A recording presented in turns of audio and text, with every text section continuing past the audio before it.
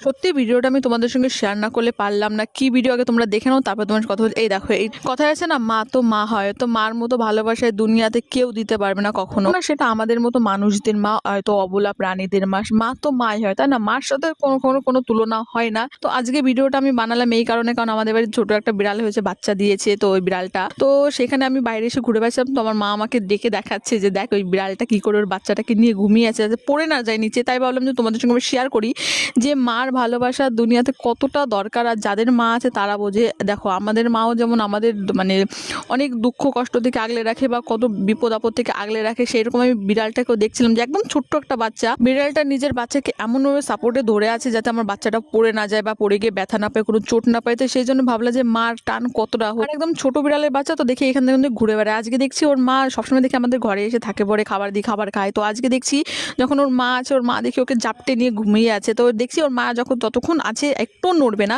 এই 2-3 ঘন্টা যখন তখন মা থাকবে, একটু কোথাও যাবে না, আমার চিল্লামিল্লি করবে না। কিন্তু ওর মা যখনই চলে যাবে ওকে আর কোথাও খুঁজে পাওয়া যায় না। তাই ভাবে এই দুনিয়াতে এমন কি কেউ আছে যে তার মাকে ভয় পায় না? সত্যি কথা বলতে আমি